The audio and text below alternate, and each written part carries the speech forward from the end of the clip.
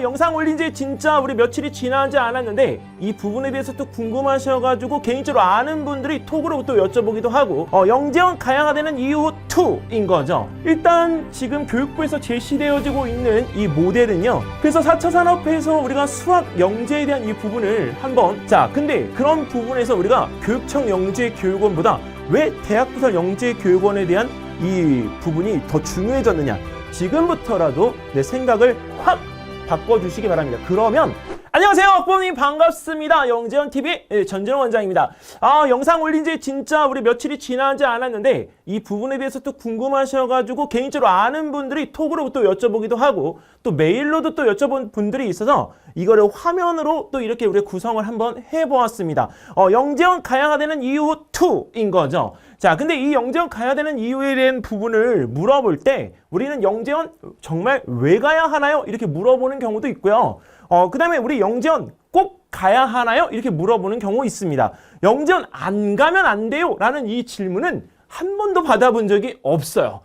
근데 이제 가야 되는 목적성은 가지고 있는데 그 이유에 대한 타당성을 찾기가 정말 힘이 든 거죠. 자, 그래서 부모님들에게 그 부분에 대한 이유를 간단하게 정리를 해서 말씀을 드리겠습니다. 일단 어머님들, 아버님들, 자녀분이 역전당했다라는 생각을 가지고 계십니까? 물론 잘하는 경우에는 내 아이의 그레이드가 최고야. 딱 이렇게 자부심, 부모님의 자부심, 즉 자녀의 자부심은 부모님의 견장과 같은 역할을 하기 때문에 이런 생각에 대한 부분들을 우리가 거의 안 하실 겁니다. 근데 언제 이런 거에 대한 부분을 절실하게 느끼느냐? 바로 초등학교 6학년 2학기 때 중학교를 준비하는 과정에서 정말 부모님들이 내가 언제 이게 왜 안 했지? 이렇게 무너지는 소리가 옆에서도 그다음에 위에서도 아래에서도 다 들립니다. 자, 근데 이런 부분에 대한 것들이 왜 우리가 굳이 생각을 해야 되느냐? 사실 경쟁의 의미에서는 우리가 역전이라는 부분에 대한 걸 신경 안 쓸 수가 없습니다. 근데 이 경쟁이라고 하는 이 부분에 대한 것을 우리가 정말 잘 생각해 봐야 합니다. 그러니까 좋은 의미로서의 경쟁도 있지만 너무 과도하게 경쟁하는 것은 의미가 퇴색되어지기 때문이죠. 자, 일단은 여기 같이 한번 읽어볼까요? 초등학교, 중학교의 영재학급 영재교육원, 그 다음에 고등학교의 영재학교 과학고 및 과학기술 특성화 대학 사이에 교육과정 연계를 강화하고 영재교육기관의 설립 취지에 따른 새로운 입학 전형의 안착을 지원한다. 최근에 우리가 여기서 말씀드렸던 내용들 중에서 우리가 이제 전 세계 대학 순위가 정해지면서 당연히 서울대학교는 저희 나라에서 1등으로 안착을 했고요. 그 다음에 우리나라에서 공동으로 2등을 한 대학들이 2위부터 우리가 7위까지인가 정해졌습니다. 근데 거기에서 우리가 알고 있던 스카이, 그 다음에 우리가 즉 서연고라는 이 부분에 대한 시스템이 많이 달라졌어요. 왜 그러냐면 거기에 우리가 고려대, 연세대를 비롯해서 거기에 뭐가 들어갔느냐? 카이스트, 유니스트, 그 다음에 한양대에 이렇게 들어갑니다. 자, 거기에 또 우리 한 군데가 멋지게 들어가졌죠. 바로 성균관대입니다. 자, 근데 이런 대학들이 우리가 대부분들 보게끔 되어지면 영재교육원에 대한 진학의 목표를 가지고 있던 학생들이 과학고나 영재학교로 가게 되어지면서 이어지는 맥락을 같이 하고 있는 학교들이 2위권에 급부상을 해서 우리가 알고 있다. 근데 급부상한 학교들 외에 그전에 있던 대학들은 어떻게 됐느냐? 정말 여기서 이렇게 벌어진 차이를 느낄 수 있을 정도로 확연하게 이렇게 떨어져 있는 상황입니다. 아마 대학별 서열 순위에 대한 이 부분들을 인터넷으로 검색을 해보시면 제 이야기가 무슨 이야기인지를 아마 아시게 될 거예요. 그동안 우리가 이제 경희대 같은 경우에는 이제 뒤에 있었지만 경희대가 확 앞으로 나온 케이스고요. 그 다음에 우리가 국립대학 중에 경북대라고 하는 이 대학교도 앞으로 나와서 경희대하고 어깨를 나란히 하고 있는 실정입니다. 자, 근데 이런 부분에서 우리가 이 영재학급과 영재교육원은 가장 밑단에서 우리가 학생들에 대한 부분의 바탕을 그려주는 단계에서의 어떤 프로그램이어서 영재교육원이라고 하는 이 부분에서 관심이 있다면 이 향후 영재학교나 과학고 그리고 나서 카이스트나 유니스트, 지스트 같은 그런 학교들에 대한 부분까지를 놓고 보는 것이 가장 네, 큰 그림일 것 같습니다. 단지 그냥 서울대, 연대, 고대의 그런 시스템적인 부분에서 학교에 대한 어떤 목적성만 가지고 간다고 하면 그 흐름에 대한 부분들이 우리가 끊어지지 않을까라는 생각이 들기 때문에 영재 교육에 대한 부분에서 생각을 하실 때는 일단 서울대, 연대, 고대도 중요하지만 네, 거기에 관련되어진 학교들의 이 늘어서 있는 모습을 보고서 아이의 인생의 그림을 한번 같이 그려보시는 게 훨씬 도움이 될 거라고 말씀을 드리고 싶습니다. 일단 지금 교육부에서 제시되어지고 있는 이 모델은요. 아마 한 1년, 2년 전에도 다른 유튜버, 그다음 유튜브에서 이렇게 우리가 제시되어졌던 맥락입니다. 근데 이 부분은 제가 학원 현장에서 어머님들께 그 설명회로 설명을 드렸던 내용인데 이 내용에서 가장 중요한 포인트는요. 초3, 그 다음에 뭐 고교, 대학 이게 아니고요. 바로 뭐냐면 빅데이터를 통한 인공지능의 진단입니다. 근데 여기서 중요하게 보셔야 될 거는 뭐냐면 학생에 대한 수학적, 과학적에 대한 평가를 이제 교사, 주관적인 평가에서 객관적인 평가에 대한 이 부분으로 돌리는 부분이 하나가 있고요. 그 다음에 또 하나는 거기에 몰입감과 그 다음에 동기와 그 다음에 우리 도전 그리고 추천서에 대한 이 부분들이 자료가 구조화되어진다. 그러니까 쉽게 말하면 매뉴얼적인 시스템을 가지고서 학생들에 대한 부분의 선발이 이루어질 수 있는 데이터를 구성하는 데 있어서 우리가 그쵸 기여한다입니다. 근데 그러면 학교에서 우리가 선생님들이 추천서에 대한 부분을 갖다가 구조화시키는 데 가장 중요한 역할을 하는 게 바로 뭘까요? 바로 생활기록부입니다. 그래서 이 생활기록부에 대한 이 부분에 대한 것이 있기 때문에 자기소개서라는 이 부분에 대한 것이 굳이 없어도 학생들이 학교 생활에 대한 부분만 한 것만 가지고도 학생들에 대한 평가가 가능하다. 그리고 또 하나는 거기서 입시 제도에 대한 개선을 갖다가 우리가 하는 데 있어서 보편적 영재 교육을 마련한다. 근데 여기서 이 보편적인 우리가 그 영재 교육에 대한 일환으로 이미 전국에 있는 영재 교육 대상자는 11만에서 12만 정도로 나옵니다. 근데 그런 인원들이 그렇게 많이 영재 교육을 갖다가 받아야 하느냐? 일단은 심화학습에 대한 부분들을 학교에서 해결해 주는데 한계가 있기 때문에 영재 교육은 반드시 필요합니다. 단지 정말 내 아이가 영재스럽다 이렇게 우리가 판별되어지지 않아도 영재 교육이 필요하냐? 필요합니다. 왜? 심화 교육을 해줄 곳이 바로 영재 교육 기관이기 때문에 그렇습니다. 그러니까 영재 교육원, 영재 학급, 그 다음에 우리가 영재 학교 다 마찬가지입니다.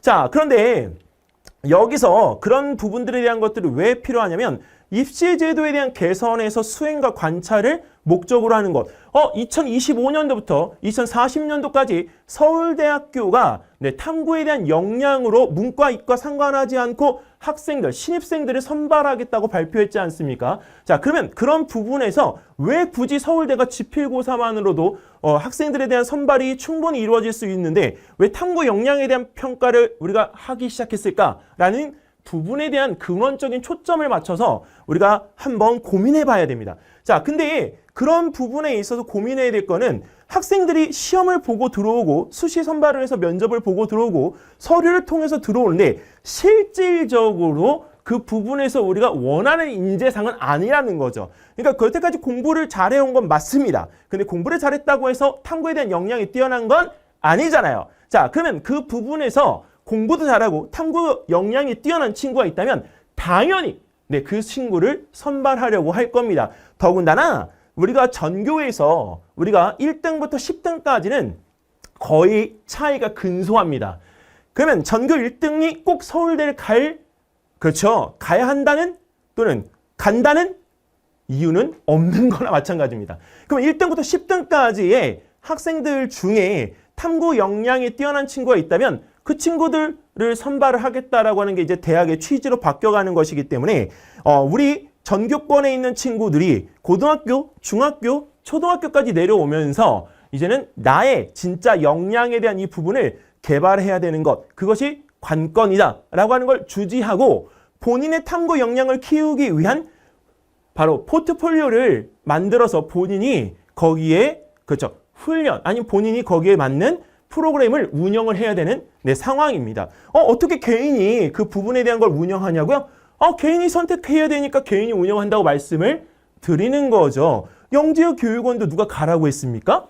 예, 본인이 선택한 거잖아요. 그리고 거기에 대한 우리 과학 대회들, 과학 전람회, 뭐 발명품 대회, 과학 전람회, 자유탐구 대회, 뭐 창의력 대회 누가 하라고 했습니까? 아니잖아요. 자기가 선택한 거잖아요. 자, 근데 그런 부분에 대한 포트폴리오를 네, 본인이 선택해서 만들어 나가면 나중에 그 끝에 있어서는 내 스스로가 정말 달라진 모습으로 탐구의 역량을 갖춘 인재로서 당당히 네, 서 있을 것이라고 우리가 믿게 되는 거죠. 그리고 그렇게 되는 것이 곧 현실이니까요. 자, 부모님, 자, 이런 부분에서 이 입시제도에 대한 개선이 타당하다고 보십니까? 저는 타당하다고 봅니다. 왜냐하면 학문적이고 우리가 글자적인 부분에서의 입시 상황에서 실사구시를 우리가 위한 어떤 하나의 선발제도를 마련하는 것이기 때문에 여기 현 4차 산업에 대한 이 인공지능의 도입 부분의 배경이 되는 이 시대에 가장 효과적인 선발제도가 아닐까라는 생각이 듭니다. 자, 그리고 무엇보다도 이제 부모님들께서 하나 알아두셔야 될 건 혹시 여기에 있는 이 방송을 보고 계시는 부모님들이 서울권이 아니신 경우에는 네, 굳이 네, 서울로 옮기지 않으셨으면 네, 좋겠습니다. 이유는 왜? 앞으로는 지역 인재 선발에 대한 부분이 강화될 거기 때문이죠. 그래서 지역에서 우리가 우수한 인재들로 뽑힌 학생들에게는 그 어떤 부분보다도 우리가 선발권에 대한 부분들이 먼저 우리 있다고 보기 때문에 지역 우선 선발 인재 전형에 대한 이 부분에 관심을 꼭 가져주셔야 됩니다. 특히 약대 같은 경우도 우리가 전체 부분에서 가장 많은 포지션을 차지하고 있는 것이 서울 같지만 절대 아닙니다. 전라도입니다. 그렇기 때문에 거기에서 우리가 이 지역 인재에 대한 이 부분들의 선발에 관련되어진 입시는 가장 핵이라고 봐도 관건이 아닙니다. 오히려 서울에 있는 친구들이 그런 부분에 대한 걸 우리가 이용하기 위해서 지방으로 가야 되는 상황이 정말 네, 많아질지도 모르겠어요. 그러면 서울에 있는 학생들이 지방으로 밀려나가니까 어떻게 돼요? 지방에 있는 학생들은 또 거기에 맞춰가지고 또 뿔이 나겠죠. 네, 이게 바로 우리나라 교육입니다. 그렇기 때문에 실제적으로 이런 부분에서 역량을 평가할 수 있는 그 어떤 하나의 도구처럼 쥐어지는 게 바로 영재교육원이기 때문에 영재교육원은 저 스스로가 네, 꼭 가야 한다는 말씀을 네, 드리고 싶은 네, 실정입니다. 그리고 거기에서 우리가 빅데이터 기반의 영재교육 이력 관리를 한다라고 하는 부분은 실제 저희들이 지금 이제 GED라고 하는 이 부분에 대한 걸로 이루어지고 있고 사실은 학교의 생활기록부와 영재원 생활기록부에 대한 이 부분들이 별도로 우리가 운영되어지고 있는 거나 마찬가지이기 때문에 여기서 이런 빅데이터 기반을 통해서 학생이 영재 교육을 받은 학생이 어디까지 성장을 갖다가 하는지에 대한 부분의 데이터를 통해서 앞으로 초등학교 입학부터 대학교 졸업까지에 대한 이 부분의 수순을 하나의 그래프 형태로 하나의 과정 형태로 놓고 보면 이 학생이 어느 분야에 우리가 종사하는 것이 우리가 가장 최적화되어진 모델일지를 우리가 평가할 수 있다라고 하는 겁니다. 그렇기 때문에 앞으로 미래형 인재에 대한 이 부분들은 내 스스로가 꿈을 가질 수도 있지만 국가에서 그런 인재에 대한 관리 시스템을 가짐으로 인해서 그 인재를 관리할 수 있다라고 하는 것이 이 모델의 가장 핵심적인 취지라고 생각합니다. 자, 그래서 4차 산업에서 우리가 수학 영재에 대한 이 부분을 한번 이제 보면 실질적으로 빅데이터 진단을 통해서 우리가 테스트나 이런 것들을 보잖아요. 그럼 학교에 우리가 인풋되어진 시스템의 그 값들을 통해서 이 학생이 영재인지 아닌지를 수시로 인공지능이 판단을 합니다. 물론 인공지능에 대한 이 부분이 기존에 있던 학생들의 데이터를 가지고 있기 때문에 판단하는 근거로서는 충분합니다. 물론 외부적인 영향들에 의하고 또 하나 사람은 우리가 포텐 터진다고 하잖아요. 성장하는 시기가 있기 때문에 그 부분에 대한 것이 조금 다를 수는 있습니다. 하지만 적절한 시기에 그 적절한 판단을 해주는 것은 굉장히 중요한 요소입니다. 그렇기 때문에 인공지능이 추천한 부분의 대상자가 그 풀에 구성되어지면서 영재 캠프에 우리가 참여를 할 수가 있고 그리고 또 하나 영재 교육원에 우리가 참여를 하고 시험을 갖다가 응시하면서 이 학생들이 우리가 앞으로 커나가야 될 우리 대한민국의 인재로서 성장할 가능성을 제시하는 겁니다.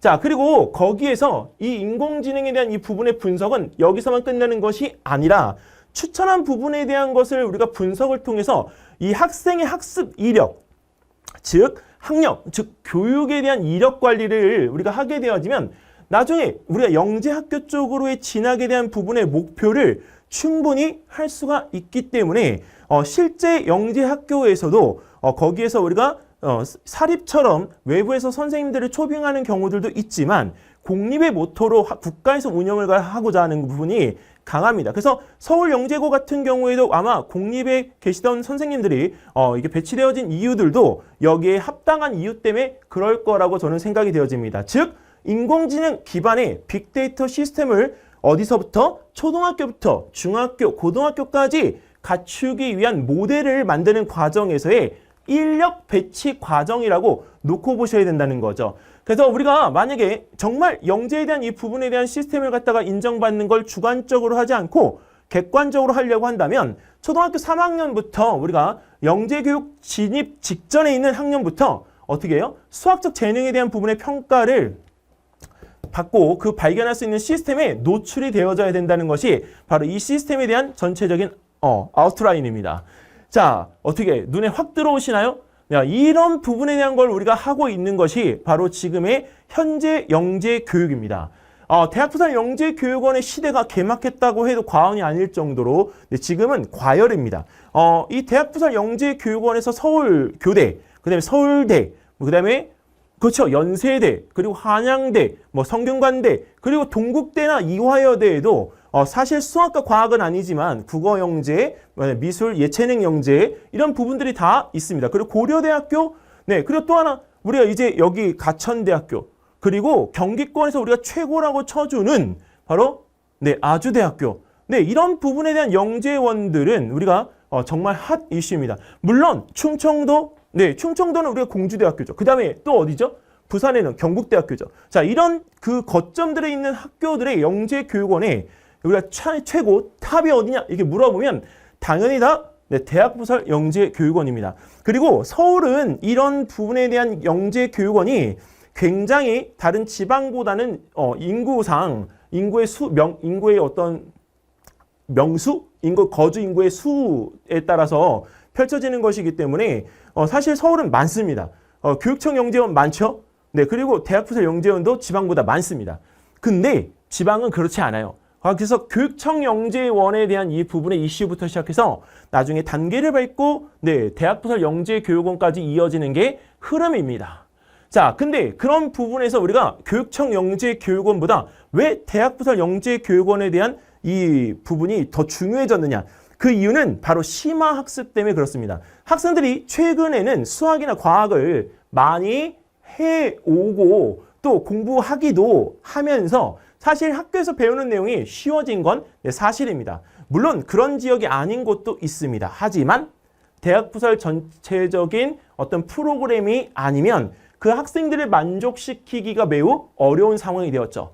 자, 그래서 대학부설 영재교육원에 대한 시대가 개막했다라고 해도 과언이 아니고요. 지금은 그 밑에 교육청 영재교육원, 그 밑에 있던 영재학급이 이제는 어떻게 돼요? 조금씩 사라지고 있습니다. 특히 영재학급 같은 경우에는 학교 선생님들이 운영을 하기가 힘든 경우에는 그 학교에 있던 영재학급이 폐지가 돼서 없어지는 경우들도 있기 때문에 이제는 교육청 영재교육원과 그 다음에 대학부설 영재교육원만 남지 않을까 이 생각이 됩니다.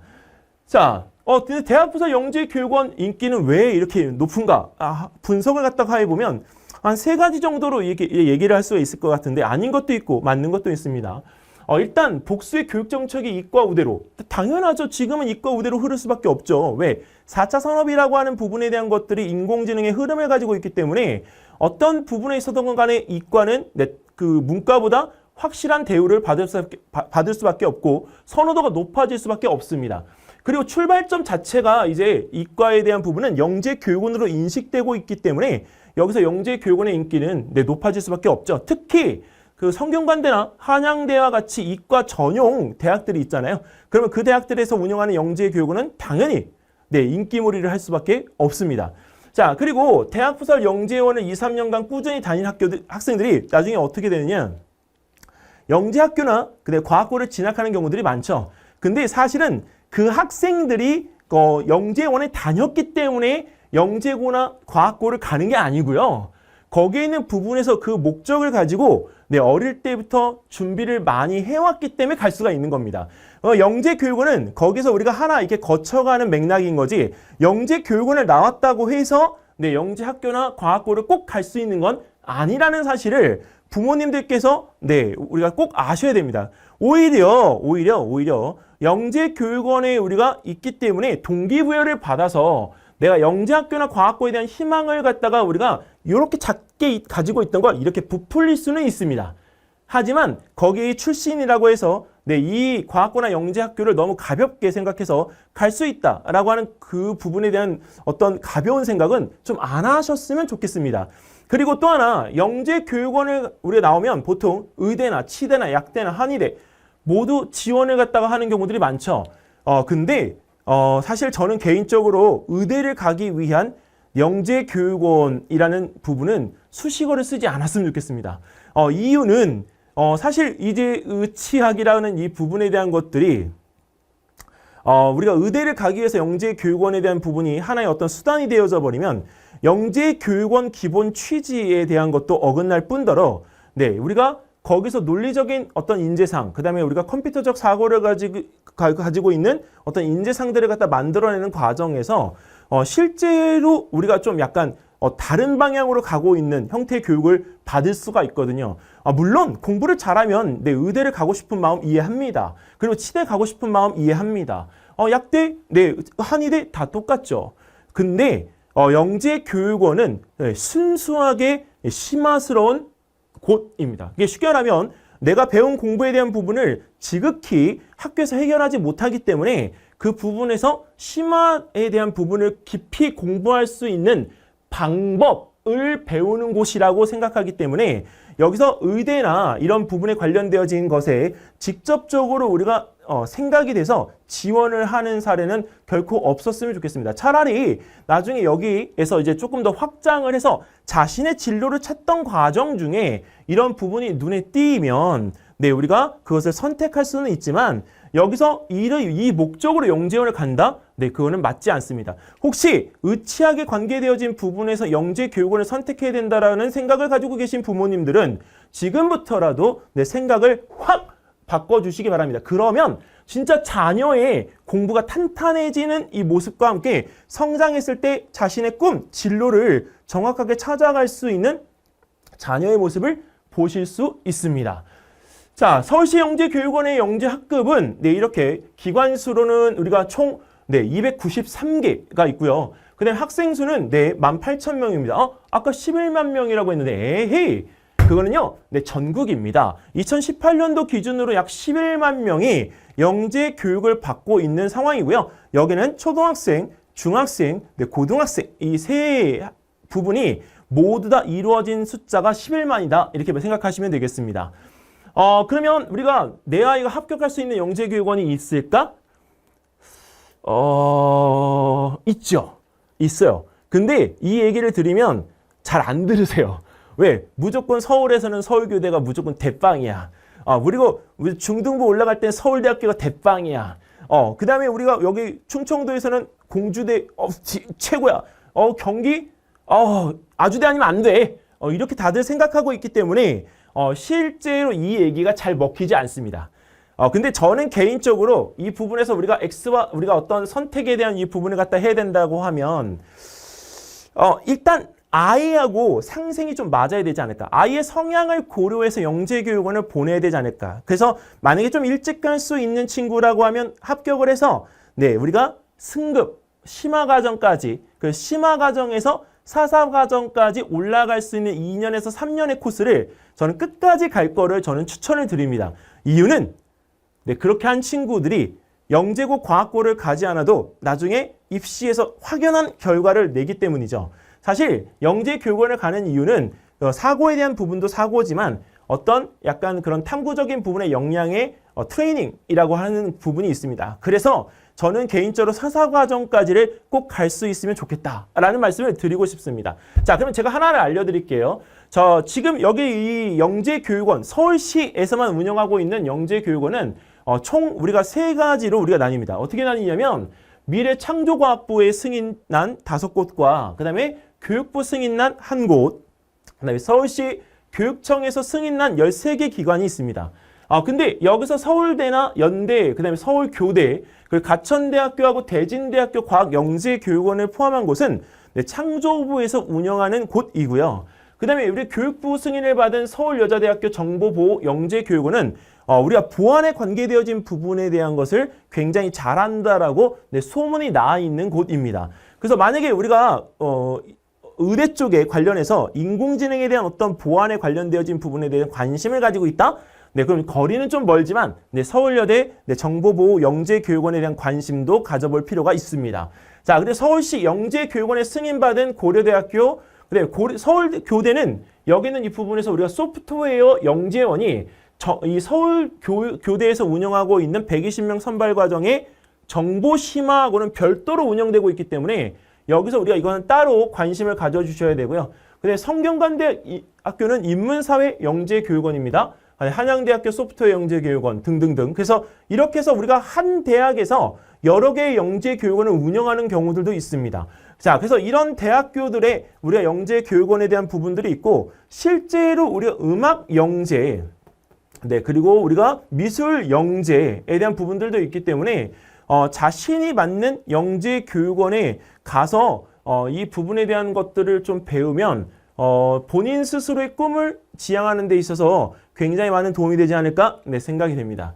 자, 그러면 이번에는 제가 주요 영재원들이 어떤 성향을 가지고 있는지 딱 한 번에 그려드릴게요.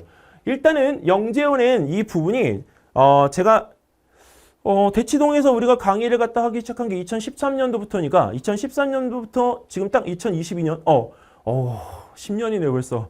이 10년 동안에 거기 보낸 친구들이 이 성향이 바뀌었느냐? 아니요. 바뀌지 않았습니다. 그래서 더 쉬웠어요. 그리고 주변에서도 영재교육원을 잘 모르시는 분들이 영재교육원에 대해서 이렇게 말씀을 하실 수 있는 건 왜 그러느냐? 그 성향이 비슷하기 때문에 그렇습니다. 자, 근데 영재교육원에서 이제 서울대라고 하는 부분은 물론 선행학습 해야 돼요. 근데 선행학습이 우리가 부분에선 왜 해야 되냐면 질문의 수준이나 이런 부분들이 높았기 때문이죠. 코로나 이전 얘기입니다. 근데 코로나가 이제 거의 끝나가는 시점에서 이제 우리가 다시 창의적 문제 해결력 부분으로 돌아섰기 때문에 선행학습에 대한 이 부분은 중학교 수준까지다라고 하는 부분에 대한 건 기본적인 거고요. 일단 고등학교에 대한 이 부분의 선행도 일부는 좀 이루어져 있어야 되지 않을까 말씀드리고 싶습니다. 그리고 독립적이어야 된다. 자, 근데 서울대학교는 이 두 가지를 빼면 자기 주도적인 부분에 대한 건 안 들어가요? 왜냐면 여기는 영재교육원 중에서도 대학부설 영재교육원의 단계가 1단계, 2단계가 있다면 2단계에 속하는 중등영재원입니다. 그렇기 때문에 영재교육원에서 서울대학교가 그 부분에 다른 것들을 기타 평가할 이유는 없어요. 연세대도 마찬가지죠. 근데 연세대는 기본적으로 서울대하고 다른 건 학구적인데 여기는 자기 주도적 학습 능력에 대한 부분을 참 많이 봅니다. 본인이 지금까지 뭔가를 이루었던 그 부분에 대한 걸 평가하고 그 결과치에 대한 부분을 굉장히 중요시하게 생각하기 때문에 연세대학교 같은 경우에는 이 부분에서 자기 주도적인 부분과 독립성에 대한 이 부분을 많이 본다는 것. 선행학습 부분은 많이 본다라고 하는 부분이 없는 게 아니고요. 연세대는 기본적으로 일단 수학이 시작되어질 때 수원, 과학이 시작되어질 때 물원, 그다음에 화학이 시작되어질 때 화원부터 시작하기 때문에 선행학습을 안 하고 합격을 하는 경우에는 그 학습을 쫓아가기 힘들어서 어쩔 수 없이 본인이 또 해야 되는 경우들도 있어요. 그래서 중학교 과정에 대한 부분이 마무리가 안 된 상태에서 연대에 지원을 했는데 진짜 운 좋게 붙었을 경우 그 부분에서 본인이 따라가는데 좀 버거울 수도 있으니까 이거는 참고 삼아서 좀 알아두셨으면 좋겠습니다. 자, 그 다음에 서울교대 선행학습 부분 해야 되죠. 왜? 서울대하고 맥락이 똑같습니다. 단, 경험이 많아야 돼요. 왜? 이 경험이 많은 건 왜 중요하냐? 다방면에서 물어보기 때문이죠. 자, 그리고 고려대는 자기주도적 학습 능력과 창의적인 부분이 굉장히 필요합니다. 사실 이 고려대학교 영재교육원은 성균관대하고 맥락이 비슷합니다. 원래 고려대학교가 저희 나라에 3군데밖에 없는 인문사회 영재원이었어요. 근데 인문사회 영재교육원으로 출발했던 그 고려대학교가 이 취지에 대한 부분들이 융합에 관계되어진 부분으로 바뀌었죠. 수학과 과학과 이 발명, 또 정보까지 이제 융합한 형태의 모델을 만들어서 영재교육원을 운영하고 있기 때문에 사실 고려대학교 사사과정까지 졸업을 하면 어떤 영재원 졸업한 것보다도 탄탄하게 더 실력 발휘를 할 수가 있는 건 사실입니다.